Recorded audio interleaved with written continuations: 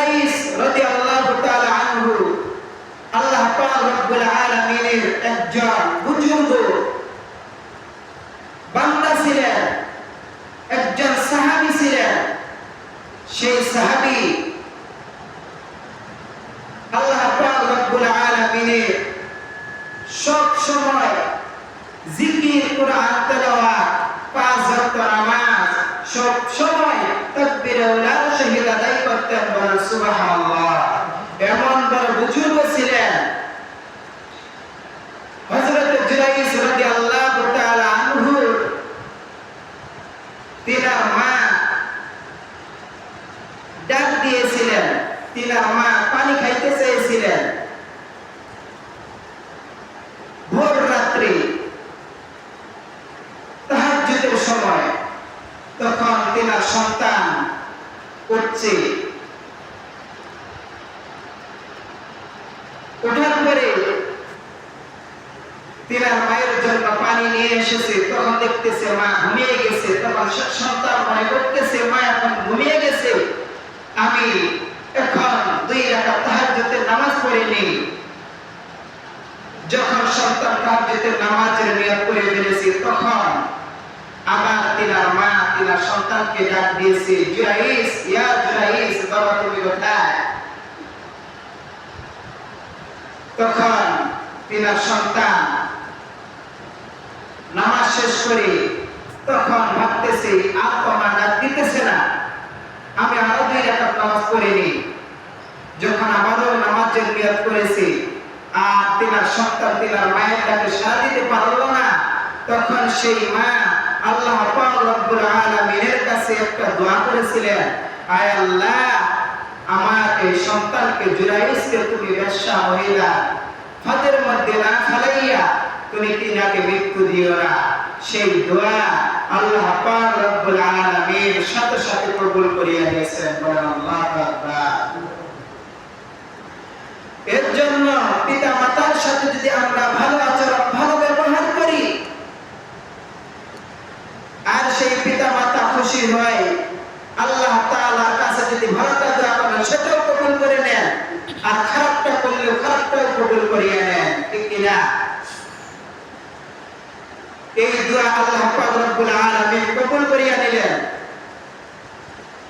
তখন তার পরের দিন হযরত জুরাইস রাদিয়াল্লাহু তাআলা আনহুর সাহাবীর ঘরের মধ্যে একজন বেশ্যা মহিলা চলে আসলেন। আসার পরে জুরাইসকে ডাকতেছে, ইয়া জুরাইস, তুমি কোথায়? দরজা খুলো, দেখো আমার চেহারা কত সুন্দর, আমার চোখগুলো কত সুন্দর, আমার ভুরুগুলো কত সুন্দর, আসো আমরা আড়াল হই, আমরা অনেক কিছু করতে পারবো। হযরত জুরাইস রাদিয়াল্লাহু তাআলা আল্লাহর ওলি বলতেছে, দুনিয়ার কোন মানুষ না দেখলেও যে আল্লাহ তাআলা আমাকে সৃষ্টি করেছে, আপনাকে সৃষ্টি করেছে, সেই আল্লাহ পাক রব্বুল আলামিন দেখতেছে। আর সেই আল্লাহর কোন ঘুমও নাই, তন্দ্রাও নাই, নিদ্রাও নাই।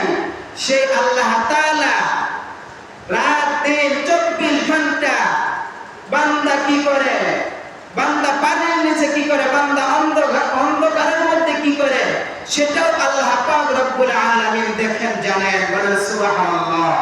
সেই আল্লাহ তাআলাকে আমি ভয় পাই, আমি তোমার সাথে যাইতে পারবো না, আমি তোমার সাথে খারাপ কাজ করতে পারবো না। তখন সেই বেশ্যা মহিলা হযরত জুরাইস রাদিয়াল্লাহু তাআলা আনহুর কাছে খারাপ কাজ করতে না পেরে ফিরে চলে আসলেন। আসার পরে রাস্তার মধ্যে দেখতেছে এক রাখাল,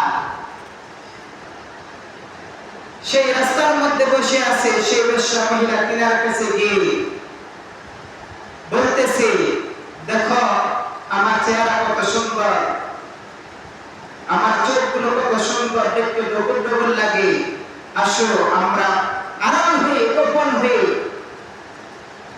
খারাপ কাজ করে ফেলি। তখন সেই মহিলা শয়তানের ধোঁকায় পড়ে, ইবলিসের ধোঁকায় পড়ে, সেই রাখাল, সেই মানুষ ইবলিসের ধোঁকায় পড়ে সেই মহিলার সাথে খারাপ কাজ করে ফেলছে।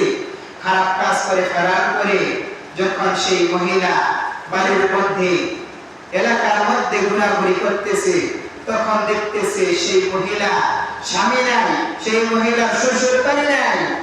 তখন মানুষজন বলতেছে এই মহিলার তো বিয়ে হয় নাই, এই মহিলার পেটের মধ্যে সন্তান আসলে কিভাবে? অবশ্যই এটা জানা দরকার। তখন সেই মহিলাকে বলতেছে, মহিলা তোমার পেটের মধ্যে যে সন্তান এসেছে সেই সন্তানের বাবাকে, তোমার তো বিয়ে হয় নাই। তখন সেই মহিলা বলতেছে এই সন্তানের বাবা হলো আপনারা যে আল্লাহ বলে মনে করেন, আপনারা বিপদে পড়লে পানি ফুকাইলেন, তেল ফুকাইলেন, তিনার সাথে গিয়ে আপনারা দাঁড়ান, এটা অন্য কোন মানুষের সন্তান নয়। এই সন্তানের বাবা হলো হযরত জুরাইজ রাদিয়াল্লাহু তাআলা আনহু। বলেন নাউজুবিল্লাহ। সেই মহিলা মিথ্যা কথা বলতেছে। তখন এই সমস্ত কথা শুনিয়া মানুষজন হযরত জুরাইজ রাদিয়াল্লাহু তাআলা আনহুকে মারার জন্য লাঠি সোঁটা নিয়ে তিনার বাড়ির সাথে চলে গেছে। হযরত জুরাইজ রাদিয়াল্লাহু তাআলা আনহু বলতেছে, কি ব্যাপার, এইরকম করতেছেন কেন? তিনাকে বলতেছে, আপনি এরকম খারাপ কাজ করেছেন? তিনি বলতেছে, কথা পছন্দ করে বলতেছে, আমি এরকম কাজ করতে পারি না। তখন হযরত জুরাইজ রাদিয়াল্লাহু তাআলা আনহু বলতেছে, আপনারা যদি বিশ্বাস না করেন, আপনারা বিচার ডাকেন, আপনারা সালিশ ডাকেন, সেই বিচারের মধ্যে ফয়সালা হবে সেই সন্তানের বাবাকে। তখন বিচার ডাকা হলো, সালিশ ডাকা হলো। তারপরে সেই মহিলাকে বলা হইতেছে, মহিলা এখনো তোমার সময় রয়েছে, সত্যি করে বলো এই সন্তানের বাবাকে। তারপরে সেই মহিলা বলতেছে সন্তানের বাবা হযরত জুরাইজ। তখন হযরত জুরাইজ রাদিয়াল্লাহু তাআলা আনহুকে বলতেছে, তুমি এখন বলো। এইদিকে হযরত জুরাইজ আল্লাহ পাক রব্বুল আলামিনের কাছে দোয়া করতেছে, রব্বুল আলামিন আল্লাহ তাআলা, আমি তোমার কাছে ফরিয়াদ জানাই, সেই বেশ্যা মহিলার পেটের মধ্যে যে সন্তানটা এসেছে, আয় আল্লাহ, আমি সেই সন্তানের সাথে কথা বলতে চাই। বলেন সুবহানাল্লাহ। সেই সন্তানের মুখের জবান খুলে দিতে পারেন কিনা? পারেন, অবশ্যই পারেন। আল্লাহ পাক রব্বুল আলামিন তিনার দোয়া কবুল করে নিলেন। হাজার হাজার মানুষের সামনে হযরত জুরাইজ রাদিয়াল্লাহু তাআলা আনহু সেই মহিলার পেটের দিকে সেই সন্তানকে উদ্দেশ্য করে বলতেছে, হে সন্তান, কুল হুয়াল্লাহু আহাদ আল্লাহুস সামাদ লাম ইয়ালিদ ওয়া লাম ইউলাদ ওয়া লাম ইয়াকুল লাহু কুফুয়ান আহাদ। যে আল্লাহ পাক রব্বুল আলামিন এক, যার কোনো শরীক নাই, যার কোনো তুলনা চলে না, যে আল্লাহ পাক রব্বুল আলামিন কাউকে জন্ম দেন নাই, কারো কাছে জন্ম দেন নাই, সে আল্লাহ তাআলাকে তুমি যদি একমাত্র রব বলে স্বীকার করো, তাহলে হাজার মানুষের সামনে তুমি প্রকাশ্য করে দাও তুমি কার সন্তান। সেই বেশ্যা মহিলার পেট থেকে ছোট্ট সন্তান হাজার মানুষের সামনে বলতেছে, আমার বাবা হযরত জুরাইজ রাদিয়াল্লাহু তাআলা আনহু। আপনারা যে চিপার মধ্যে একজন মানুষ দেখতেছে, একজন রাখাল দেখতেছে, সেই মানুষটাই হলো আমার বাবা। বলেন আল্লাহু আকবার। ওতে আমি বুঝাইতে চাইতেছি, হযরত জুরাইজ রাদিয়াল্লাহু তাআলা আনহু এত বড় একজন আল্লাহ ওলি হওয়ার পরেও তিনার মায়ের বদদোয়া থেকে বাঁচতে পারেন নাই। আর আপনি আমি আল্লাহ তাআলার হুকুম আদায় করি না, নামাজ আদায় করি না, পিতা মাতাকে দেখি না, পিতা মাতার কাপড় চোপড় দিই না। এমন পিতা মাতা রয়েছে, সেই পিতা মাতা পাঞ্জাবিটা, মার কোরআনের পোশাকটা বিভিন্ন জায়গার মধ্যে তালে দেওয়া চিরা, তারপরে একটা পোশাক আমরা কিনে দিই। এরকম হতভাগা সন্তান আছে কিনা? এর জন্য আমি আপনাদেরকে অত্যন্ত উদাত্ত আহ্বান জানাই, যাদের পিতা মাতা রয়েছে অবশ্যই পিতা মাতার খেদমত করবে। পিতা মাতা হলো বড় পীর, পিতা মাতার দোয়া হলো সবচেয়ে বড় দোয়া।